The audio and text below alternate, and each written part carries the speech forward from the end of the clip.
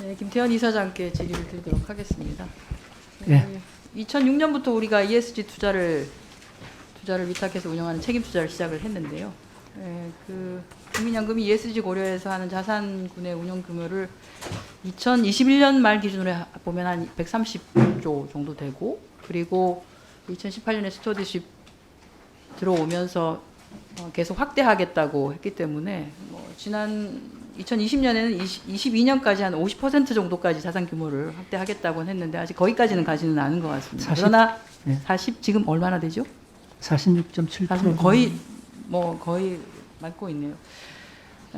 그래서 이제 ESG 투자를 제대로 하려고 하면 ESG 정보를 제대로 알아야 하고, ESG 정보를 제대로 알아야지만 ESG 투자를 또 제대로 할 수가 있는 그런 관계가 있는 것이죠.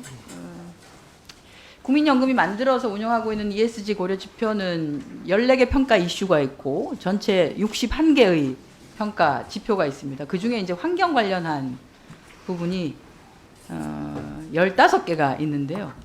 대개 이제 이슈로는 3개 이슈가 해당됩니다. 기후변화 이슈, 그리고 환경영향관리 이슈, 친환경 제품 개발과 관련한 이슈 3개가 있습니다.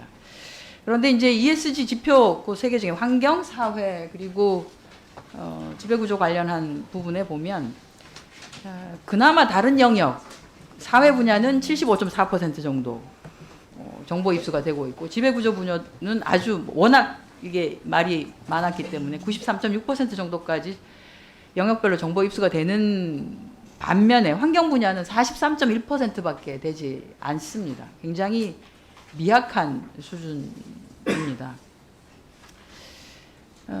특히나 그 기후변화 정보는 47.8%에 불과한데요.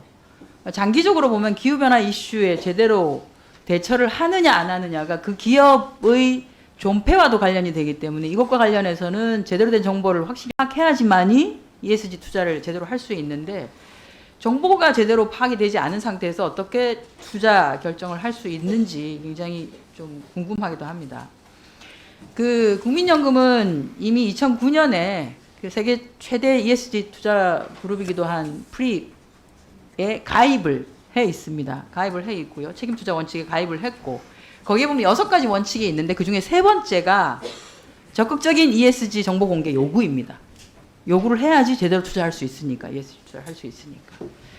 그런데 제가 알기로 2009년에 가입은 했는데 단 한 번도 ESG 정보를 공개를 제대로 요청한 적이 없는 것으로 그렇게 알고 있습니다.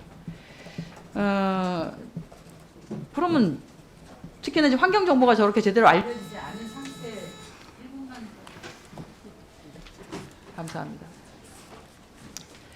되게 이제 지금 워낙에 ESG 투자, 특히 그 부분에 환경 분야에 대한 이슈는 커져가고 있기 때문에 앞으로라도 그럼 제대로 된 정보 공개 요구를 해야 한다고 저는 생각을 하고요.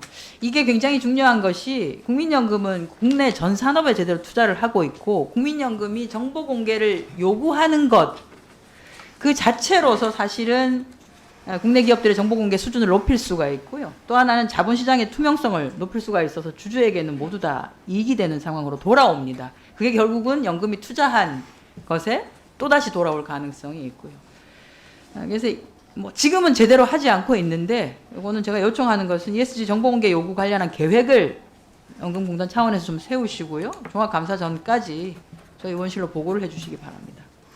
예, 그렇게 계획을 세우고 있습니다. 얼마나 의원님 실효성 있는 대책을 세울 수 있을지는 저도 장담하기가 어려운데 사실 아니, 그렇게 답변하시면 안 되죠. 아닙니다. 제가 이제 예, 그렇지만 거래소에는 또 자율공시 제도라는 게 있어서 아무래도 이제 연금공단이 좀 더 적극적인 역할을 하면 기업들이 좀 자율공시를 통해 가지고 의무공시가 아니더라도 자율공시를 통해 가지고 정보 공개가 좀 더 늘어나지 않을까. 그 자율공시를 활용하는 방안을 좀 적극적으로 검토해 보겠습니다. 투자를 하기 위해서라도 제대로 된 정보를 요청할 필요가 있다고 생각합니다. 알겠습니다. 네, 수고하셨습니다.